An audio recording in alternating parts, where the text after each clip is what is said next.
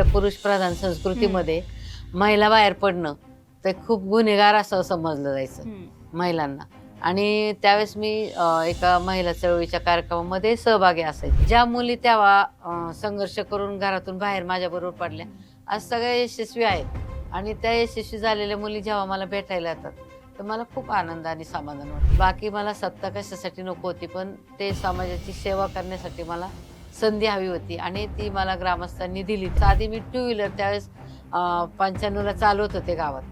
त्यावेळेस नावं ठेवत होते मला, बाई कुठं गाडी चालवती का, ही बाई अशी आहे, हिच्यामुळे बायका आगाऊ झाल्या. आपला समाज पुरुष प्रधान संस्कृतीचा असल्यामुळे स्त्रियांना पाहिजे तेवढा अजूनही वाव मिळत नाही, असं माझं स्पष्ट मत आहे. पण जेव्हा सरपंचकीची निवडणूक मी लढत होते तेव्हा थोडं अटीतटीचं राजकारण गावात चालू झालं आणि त्याच्यामुळे आमची संचारबंदी लागू करून आमची इलेक्शन झाली. मला ती खूप वाईट वाटली आणि मग त्याच्यावर विचार करून ग्रामस्थांच्या मदतीने आम्ही 24 तासात स्मशानभूमी उभी केली, शाळेच्या खोल्या उभ्या केल्या. पाण्याचे प्रश्न होते, त्या 3 टाक्या पाण्याच्या माझ्या वेळेस मी बांधकामं केली.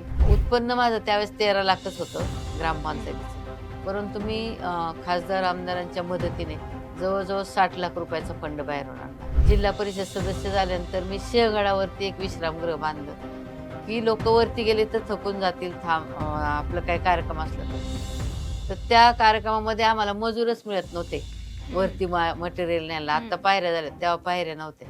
आम्ही गाढवांवरती तो माल ठेकेदाराला न्यायला वरती मदत केली.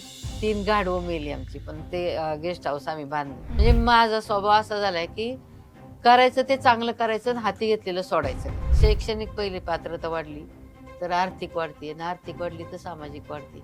हे मूळ उद्देश 3 आहेत, ते साध्य झाले पाहिजे. आणि ते साध्य होण्यासाठी प्रतिनिधी जर चांगला असेल तर ते आपल्या प्रभागात करू शकतो. हे मी स्वतः 2 वेळा अनुभवलेलं आहे. पाण्याचा प्रश्न सुटला नाही, रस्त्याचा प्रश्न सुटला नाही, आरोग्य त्याच्यामुळे धोक्यात आले, लोकांना चाकरमान्यांना जायला यायला त्रास होतो. हे सगळं काम करायची म्हटलं तर ह्या प्रतिनिधींनी पाहिजे तेवढं लक्ष दिलेलं नाही. मला फक्त 5 वर्षासाठी काम करायचं नाही की पुढच्या 25 वर्षाचं आपण नियोजन केलं पाहिजे. पण आजकालचं असं झालंय राजकारण की चांगल्या कार्यकर्त्यांना डावललं जाते. मला काम करायचंय, मला संधी पाहिजे, म्हणून मी हा निर्णय आता बदलला. यावेळेस 30-35 वर्षानंतर मी हा निर्णय बदललाय.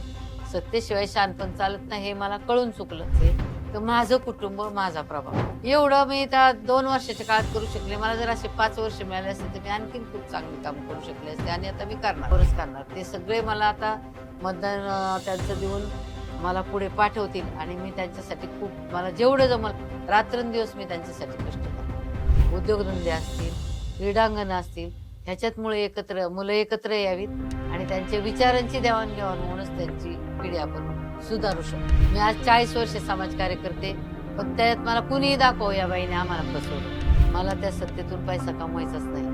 मी समाजसेवेतूनच चळवळीची कार्यकर्ते असल्यामुळे तो माझा पिंडच नाही. नमस्कार, मी समृद्धी जाधव. स्वागत आहे तुमचं टॉप न्यूज मराठीच्या माझा प्रभाग माझं व्हिजन या निवडणूक विशेष कार्यक्रमामध्ये. खरं तर या कार्यक्रमाच्या माध्यमातून आपण अनेक उमेदवारांचं, त्यांच्या प्रभागासाठीचं त्यांचं व्हिजन जाणून घेण्याचा प्रयत्न करतोय. या संपूर्ण पुणे महानगरपालिकेच्या निवडणुकांमध्ये कसा प्रभाग आहे, ज्या प्रभागाकडे अनेकांचं लक्ष लागलेलं आहे, कारण काही वर्षांपूर्वीच ग्रामपंचायत मधून पुणे महानगरपालिकेमध्ये आलेला हा प्रभाग आहे. अर्थात प्रभाग क्रमांक 34 म्हणजेच नरे, वडगाव आणि धायरीचा हा प्रभाग.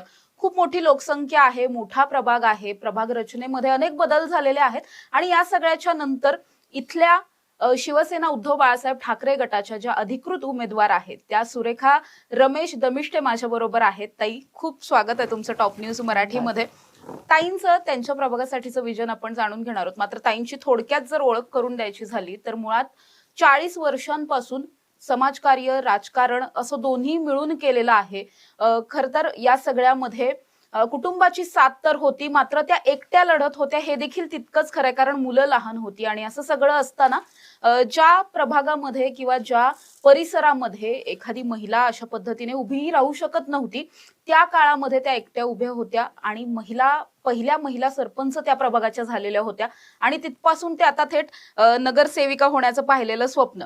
ताई, काय सांगाल, सुरुवात कशी झालेली होती, समाजकार्याची गोडी कशी, आणि नंतर मग राजकारणात कशा वळलात, की आधीपासून ठरवलं होतं राजकारणात यायचं? अगोदरपासून नव्हतं ठरवलं. मी शेतकरी कुटुंबातलीच मुलगी आहे. माझ्या आई वडिलांनाही समाजसेवेची आवड होती आणि त्यांच्याबरोबर आम्हालाही आवड होती. आणि असं पुढं मी काहीतरी मोठं करेल असं नव्हतं काही स्वप्न, पण मदत करायची समाजामध्ये हे आमच्या आई वडिलांकडूनच आम्हाला बाळकडू मिळालं होतं. तसं माझं माहेर पोकळे आणि सासर दमिष्टे, तिथंच सासर माहेर असल्यामुळं मला हे सगळं करता आलं. मग अगदी आपण जसं मी आधी म्हटलं, की 40 वर्ष जवळपास तुम्ही या हा. सगळ्या कार्यामध्ये आहात. म्हणजे अगदी आपण आताही बघितलं तरी महिला बाहेर पडायच्या आधी थोडंसं विचार करतात सासरी गेल्यानंतर, की बाहेर पडू की नको, राजकारणात जाऊ की नको. तुम्ही राजकारणात कशा आलात? मी म्हणजे मिस्टरांनंतर मला बाहेर पडावं लागलं. मुलं 4 होती लहान छोटी-छोटी. त्या काळात महिला बाहेर पडले की खूप म्हणजे म्हणजे आपल्या पुरुषप्रधान हं, संस्कृतीमध्ये महिला बाहेर पडणं ते खूप गुन्हेगार असं समजलं जायचं हं, महिलांना. आणि त्यावेळेस मी एका महिला चळवळीच्या कार्यक्रमामध्ये सहभागी असायचे. तर आपल्या मुलींचं किशोरवयीन मुलींचं आम्ही शिबिर घ्यायचो, प्रौढ साक्षरता वर्ग घ्यायचो. त्यामुळं बायकांना कुठेतरी मी घेऊन जायचे, बाहेर न्यायचे. त्यावेळेस घरातले लोकं बायकांना खूप म्हणजे आमचा मानसिक त्रास व्हायचा. हं. परंतु कुणीतरी क्रांती केली पाहिजे. सावित्रीबाई फुलेंनी किंवा माँसाहेब जिजाऊंनी खूप संघर्ष करून आज हे दिवस आम्हाला आनंदाचे आलेले आहेत. मग आपण काय करतो त्याच्यापेक्षा अगदी छोटंसंच करतोय. आणि संघर्षमय जीवन जगत असताना जेव्हा आपण यशस्वी होतो, तेव्हा खूप आनंद होतो. ज्या मुली तेव्हा संघर्ष करून घरातून बाहेर माझ्याबरोबर पडल्या, आज सगळ्या यशस्वी आहेत. आणि त्या यशस्वी झालेल्या मुली जेव्हा मला भेटायला येतात, तर मला खूप आनंद आणि समाधान वाटतं.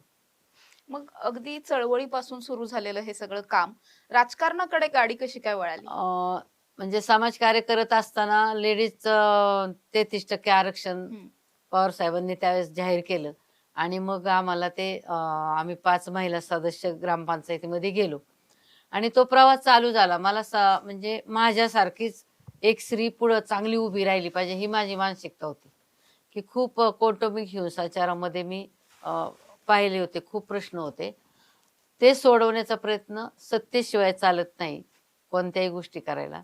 म्हणून मग त्या प्रवासातून मी राजकारणात आले. बाकी मला सत्ता कशासाठी नको होती, पण ते समाजाची सेवा करण्यासाठी मला संधी हवी होती आणि ती मला ग्रामस्थांनी दिली त्यावेळेस. मी त्याच्यामुळे खूप कामं केली. म्हणजे महिलांची उन्नती आज ज्या माझ्याबरोबर महिला होत्या, त्यांच्या नातींची लग्न झाली आता. म्हणजे हा प्रवास करत असताना सुखासुखी नाहीच मिळालं. साधी मी टू व्हीलर त्यावेळेस 95ला चालवत होते गावात. हं. त्यावेळेस नावं ठेवत होते मला. "बाई कुठं गाडी चालवते का? ही बाई अशी आहे, हिच्यामुळं बायका आगाऊ झाल्या." मी घरी जायचे, ती मला रडत यायची मुलगी किंवा ती सून एखादी रडत यायची, "ताई आमच्या घरी मला नावं ठेवली." तर मी म्हणायचे त्यांच्या घरी जायचे आणि म्हणायचे, "तिने आगाऊपणा केला, आगाऊ झाली म्हणजे नेमकी चूक काय केली?" विचारांची देवाण झाली पाहिजे, कुटुंब टिकली पाहिजेत, हा मूळ उद्देश होता माझा. आणि कुटुंबात जेव्हा स्त्री एकटी चालते, तिला महात्मा फुलेंनी सावित्रीबाईंना पाठिंबा दिला म्हणून सावित्रीबाई आपल्या शिक्षिका बनू शकल्या. आपला समाज पुरुषप्रधान संस्कृतीचा असल्यामुळे स्त्रियांना पाहिजे तेवढा अजूनही वाव मिळत नाही, असं माझं हं. स्पष्ट मत आहे. पुस्तकी ज्ञान आपल्याला मिळाले म्हणून तरी आपण काही गोष्टी करू शकतोय. परंतु अजूनही आपल्या समाजामध्ये स्त्रीला तेवढं कर्तृत्व दाखवणाऱ्या स्त्रिया खूप होऊन गेल्या, पण अजून मान्य होत नाही सगळ्यांना.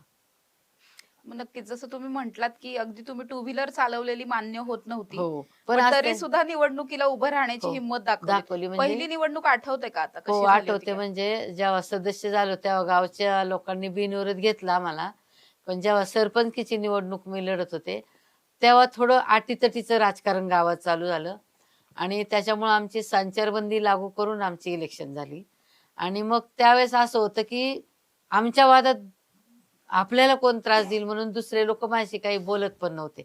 पण मला माहीत होतं, की मी चांगलं काम करते, मी वाईट काय करत नाही. त्यामुळे मी घाबरत नव्हते. कारण समोरच्या लोकांशी माझं वैर नव्हतं. माझं वैर फक्त होतं, मला समाजसेवेचं काम करता आलं पाहिजे.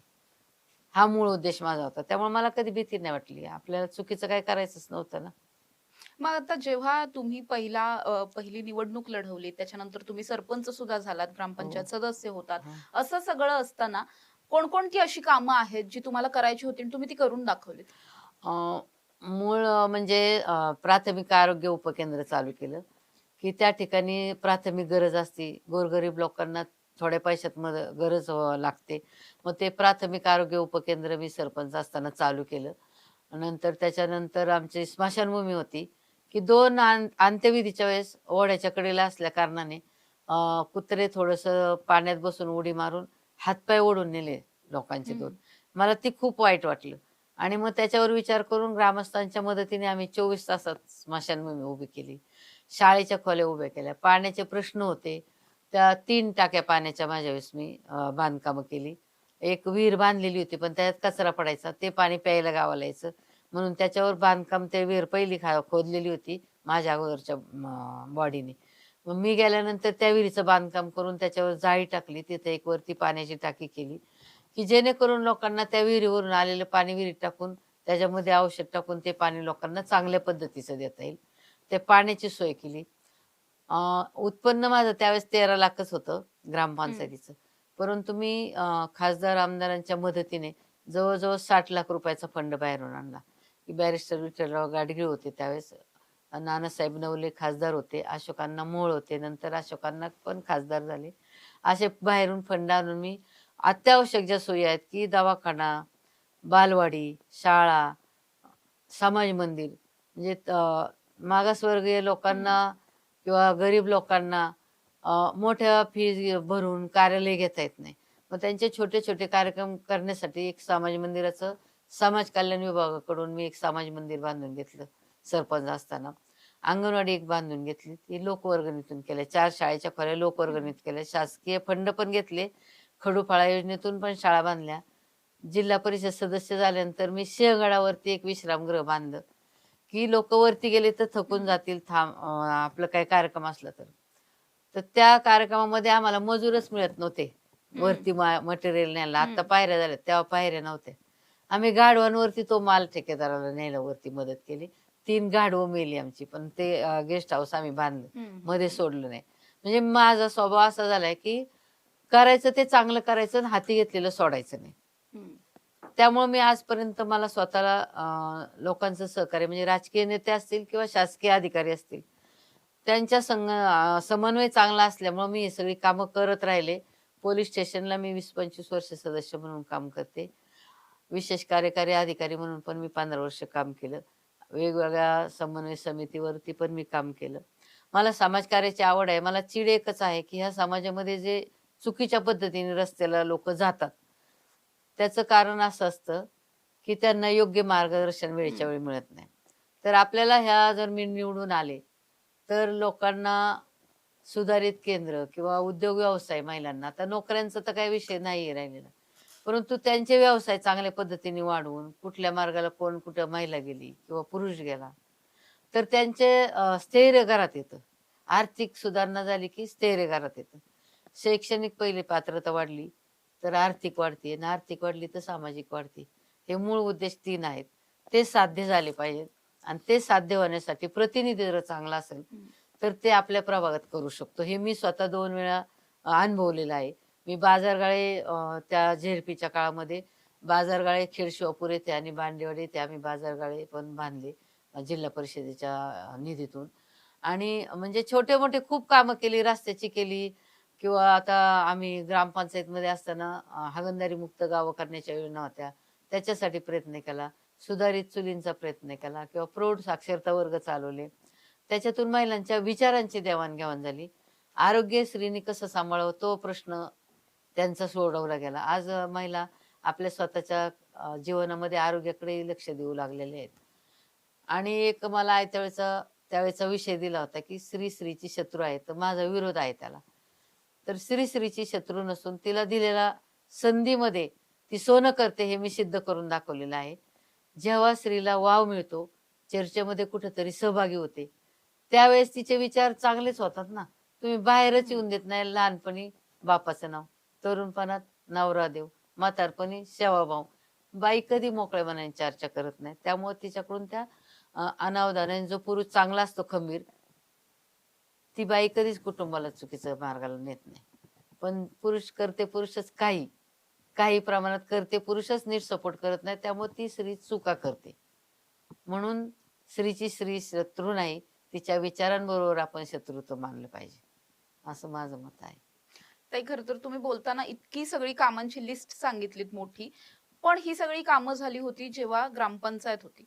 जेव्हा पुणे महानगरपालिकेमध्ये हा प्रभाग आला त्याच्यानंतर तिथल्या तेव्हाचे जे कोणी नगरसेवक. प्रतिनिधी असतील या प्रतिनिधींच्या माध्यमातून अशाच पद्धतीने पुढे कामं होत गेली का? किंवा आता या प्रभागाचं नेमकं अवस्था काय आहे? कारण आपण जर बघितलं तर म्हणजे इन जनरली पुणेकर कुणीही त्या प्रभागामध्ये गेले तर फारशा सुखसुविधा अशा नाही. पाहायला मिळत नाहीत.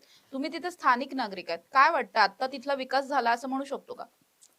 50% त्यांनी केलं असेल. आता मी त्यांच्या ह्याच्यात जास्त लक्ष देण्यापेक्षा समाजाला दिसतंय ना समोर. आमच्याकडे महत्वाचं म्हणजे पाण्याचा प्रश्न सुटला नाही, रस्त्याचा प्रश्न सुटला नाही, आरोग्य त्याच्यामुळे धोक्यात आले. लोकांना चाकरमान्यांना जायला यायला त्रास होतोय, शाळेच्या मुलांना त्रास होतोय. शाळेत जाताना रस्त्याला पडलेले खड्डे, त्याच्यातून चिखल, ते शाळेत जाणारी मुलांच्या अंगावर काही वेळेस उडतंय. मुलं ना परीक्षेला नीट जातायत, ना घरी नीट जातायत. खूप समस्या ह्या प्रतिनिधींनी वाढवलेल्या आहेत. बारकाव्याने जर लक्ष दिलं तर आपला प्रभाग आपण यशस्वी करू शकतो. पण त्या पद्धतीने हे विकास त्यांनी केलेले नाही. आपल्या कचऱ्याचं विभाजन होत नाही. तो कचरा जागोजागी तसाच पडलेला असतो. दुर्गंधी येते. त्याच्यातून साथीचे आजार वाढतात. लोकांना जवळून जायचं म्हणलं तर समाधानी जाता येत नाही. मन प्रसन्न राहत नाहीत. हे सगळं कामं करायची म्हटलं तर ह्या प्रतिनिधींनी पाहिजे तेवढं लक्ष दिलेलं नाही. त्यामुळं हा प्रभाग मनासारखा माणसांना मिळतच नाही. सगळे लोक वैतागलेले आहेत आता. मूळ प्रश्न रस्ता आणि पाणी. या 2 गोष्टी तर पहिल्या गरजेच्या आहेत. आता मला फक्त 5 वर्षासाठी काम करायचं नाही, की पुढच्या 25 वर्षाचं आपण नियोजन केलं पाहिजे, की त्या लोकांसाठी आपण चांगल्या पद्धतीने काय-काय करू शकतो. तात्पुरती डागडुजी करून काहीच उपयोग नसतो. आणि हा तरुण पिढीचा आजचा जो किंवा या नेत्यांचा मला खूप चीड येते, की तुम्ही समाजासाठी चळवळीतल्या कार्यकर्त्यांना संधी द्या ना. तो बरोबर काम करतो. पण आजकालचं असं झालंय राजकारण, की चांगल्या कार्यकर्त्यांना डावललं जाते. अच्छा, म्हणजे तुमच्या बोलण्यातून चांगल्या कार्यकर्त्यांना डावललं हो, जातं असा एक शब्द आला. हो. मूळ मुद्दा मुळात असा आहे, की तुम्ही आधी वेगळ्या पक्षात होतात. त्यानंतर आता तुम्ही निवडणूक लढवता वेगळ्या पक्षाकडून. नेमकं काय घडलं होतं? आता 30 वर्षामध्ये जर आपण काम करतोय आणि तुम्हाला सांगितलं तर तुमच्याकडून ते होत नाही. मग त्याची खूप चीड मनात येते ना, की सत्तेशिवाय शहाणपण नाही. मी 4 वेळा तुम्हाला मागते, की मला संधी द्या, संधी द्या. त्या पक्षात आम्ही निष्ठावान म्हणून राहिलो. श्रेष्ठींचा मान ठेवून आम्ही राहतो. आणि श्रेष्ठींना आम्ही मानाने राहिल्यामुळंच आमचं हे असं तिकीटं कापली जातात किंवा संधी दिली नाही. त्याची चीड येऊन मला काम करायचंय, मला संधी पाहिजे. म्हणून मी हा निर्णय आता बदलला यावेळेस. 30-35 वर्षानंतर मी हा निर्णय बदललाय. सत्तेशिवाय शहाणपण चालत नाही हे मला कळून चुकलं.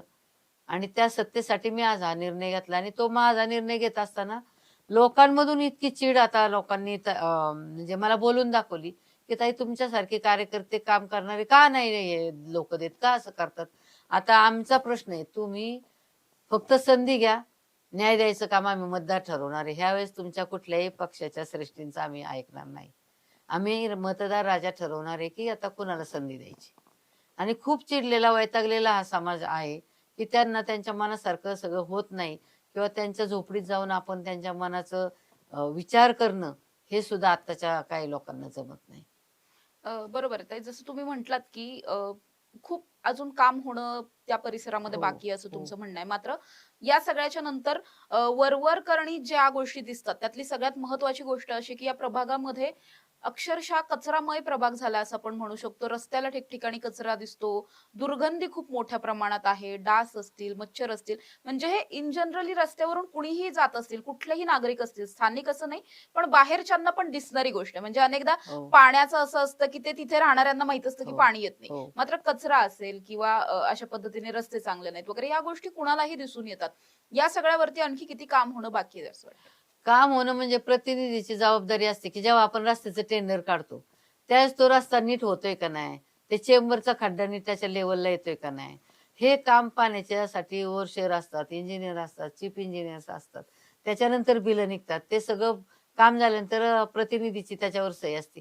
मग तुम्ही हे खड्डे-खुड्डे तसेच ठेवता. एकदा खोदी करतात, एकदा परत रस्ता करतात, परत खोदी करतात. मग तुम्ही एकदाच नियोजन चांगलं केलं पाहिजे. हा पैसा लोकांच्या मधून आपण जमा करतो. मग लोकांचा पैसा आपण वेस्ट का घालवायचा? तो स्वतःचा म्हणूनच तुम्ही समजलं पाहिजे. जेव्हा प्रभागात काम करायचंय, तर माझं कुटुंब, माझा प्रभाग. त्या गोष्टींनी तुम्ही पाहिलं पाहिजे. ते पाहिलं जात नाही आणि म्हणजे मुळात फक्त निवडणूक झाली की हे आज त्यांचं म्हणणं असं आहे की पैसा वाटला की आम्ही निवडून येणार. पैसा हा सर्वस्वच त्यांच्या डोक्यात बसलेलं भूत आहे का काय मला कळत नाही. कारण सामाजिक जाणीव 20% आणि बाकीचं त्यांचं राजकारण 80% चाललंय. खरं तर 80% समाजसेवा झाली पाहिजे आणि 20% राजकारण केलं पाहिजे. तसं होत नाही आणि त्याची मला चीड आली. खूप चीड आली म्हणजे की एवढं मी त्या 2 वर्षाच्या काळात करू शकले. मला जर असे 5 वर्ष मिळाले असते तर मी आणखीन खूप चांगली कामं करू शकले असते आणि आता मी करणार.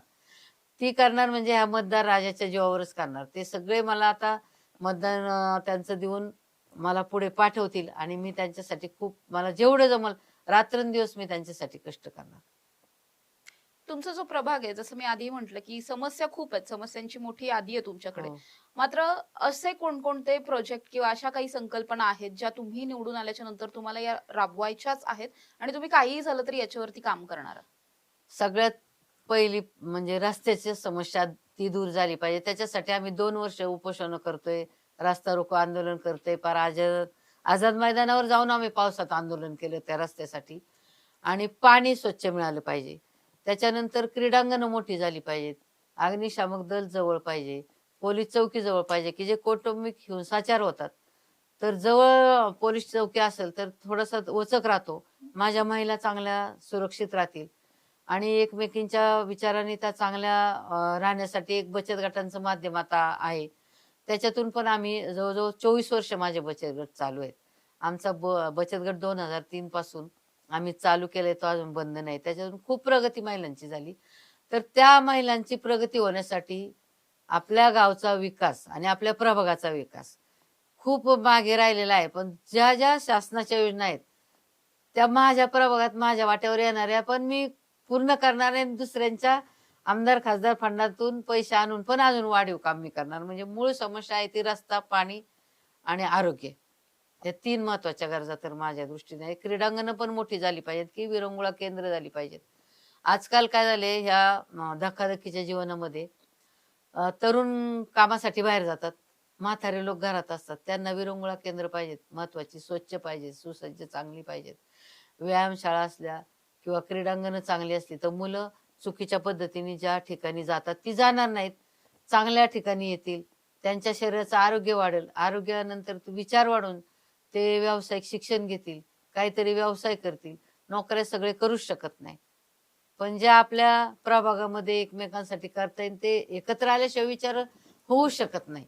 माझा मूळ उद्देश हाच आहे, की लोकांचं पाणी आणि व्यवसाय आणि जीवन हे सुधारलं पाहिजे. त्यांची उंची वाढली पाहिजे. आत्ताच्या आहे त्याच्यापेक्षा मी वाढवण्याचा प्रयत्न करणार.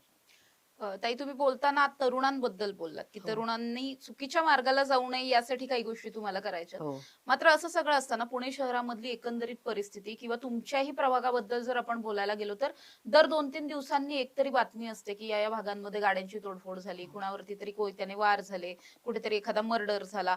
त्यामुळे गुन्हेगारी खूप मोठ्या संख्येने वाढलेली आहे. प्रभागामध्ये सुद्धा प्रचंड गुन्हेगारी जाणवतीये. हे कमी करण्यासाठी नेमकं काय करायला हवं असं वाटतं? माझं वैयक्तिक मत आहे, की आई-वडील जेव्हा बाहेर जातात चाकरमानी म्हणून आणि ही मुलं पुस्तकी ह्याच्यामध्ये वाढलेली असतात. समाजामध्ये गेलेली जास्त नसतात आणि अचानक 15 ते 20च्या वयामध्ये जास्त मुलं भरकटली जातात. ती चुकीच्या पद्धतीने चंगळवादी जीवन जगण्याच्या भावनेत असतात आणि मग आई-वडिलांना त्यांचं काय चाललंय त्यावेळेस कळत नाही. तर त्या मुलांवर लक्ष ठेवण्यासाठी थोडासा पूर्वी कुटुंब पद्धती होती. एक नाही तर एक लक्ष ठेवायचं. आज आई-वडील बाहेर गेल्यानंतर ह्या मुलांकडे लक्ष कमी होते आणि ह्यांचे विचार बाबा रस्त्यात चुकत असतात तर त्याला ओढून आणण्यासाठी कुटुंब गरजेचे असतात. तर आपला प्रभाग किंवा आपली जी बिल्डिंग असते तिथं तुमचा समन्वय असणं खूप महत्वाचं आहे. आणि तो समन्वय जर असेल तर तिथली मुलं जरी चुकली तरी आपण समजून सांगून त्यांना जागेवर आणू शकतो. हा अभाव आहे सध्या. म्हणजे एकमेकात न वागण्याच्या अभावामुळं हे तरुण वर्ग थोडासा चुकीच्या मार्गाला जातो. ताई मला तर कधीच कुठल्या मुलांजवळ जाताना भीती वाटली नाही. त्याचं कारण म्हणजे की तो का चुकतोय मी हे शोधते. तू हे का केलं? कशामुळं केलं? का करतोय? हे सुद्धा शोधणं खूप गरजेचं आहे, की त्याचं मार्गदर्शन आणि त्यांना मिळणारे संस्कार ह्या दोन्ही गोष्टी जबाबदारीच्या आहेत. काही वेळेस काय होतंय पालक व्यापलेले असतात आणि त्यांना सांगायला गेलं तर ते नीट त्या मुलांनाही सांगत नाही आणि लोकांशीही बोलत नाही. तो एक अभाव माझ्या दृष्टीने आहे. तो मी अभाव दूर करण्याचा प्रयत्न करणार, की तरुणांमध्ये चांगल्या पद्धतीने विचार देवाणघेवाण होणं खूप गरजेचं आहे. त्यांच्या हाताला काहीतरी काम मिळणं खूप गरजेचं आहे. कामातली माणसं ती मुलं ह्या मुलांकडे लक्ष देत नाही. मग ही 4 मुलं तो एक चांगला काम करणार असतो त्याला नावं ठेवतात आणि मग तो चांगला आहे त्याला पण बिघडवतात. आणि मग पर्यायाने काय होतं, की आपला सगळा समाजच बिघडतोय. तर सगळा समाज सुधारण्यासाठी त्यांना एकत्र येण्यासाठी व्यायामशाळा असतील, उद्योगधंदे असतील, क्रीडांगणं असतील, ह्याच्यात मुलं एकत्र यावीत आणि त्यांच्या विचारांची देवाणघेवाण होऊनच त्यांची पिढी आपण सुधारू शकतो, प्रयत्न करू शकतो.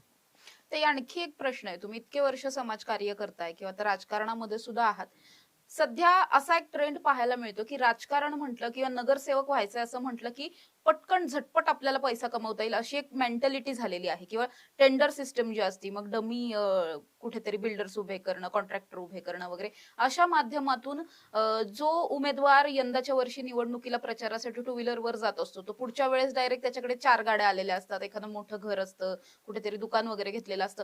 असं खूप पैसा कमवण्याचं अगदी सोपं साधन असं म्हणून राजकारणाकडे अनेक जण सध्या पाहताना बघायला मिळतात. तुम्हाला काय वाटतं राजकारण तुमच्यासाठी काय? मी सत्तेशिवाय शहाणपण हाच विषय महत्वाचा आहे. मला सत्ता आणि पैसा ह्याच्यापासून मी वेगळी आहे. मी आज 40 वर्ष समाजकार्य करते, पण त्यात मला कुणीही दाखव या बाईने आम्हाला फसवलं म्हणून. एक दिवसाचं मी सांगत नाही. हे जे आता कुणी येतात त्यांच्या त्यांच्या पद्धती वेगळ्या चुकीच्या का असतील त्यांच्या त्यांना माहिती. किंवा आता जे पैसा वाटून राजकारण करतात, त्यांची मेंटॅलिटीच माझ्या दृष्टीने चुकीची आहे. तुम्हाला समाजकार्य करायचंय, तुम्ही सत्याने वागा आणि सत्याने चाला, तर तुमच्या नावाला यश आहे, तुमच्या कामाला यश आहे आणि तुम्ही जेव्हा पैसा वाटता, तेव्हा तुम्ही कमवतात, तो तुमच्या पद्धतीने तुम्हाला माहिती. मी त्याच्या विरोधात आहे पूर्ण. मला त्या सत्तेतून पैसा कमवायचाच नाही.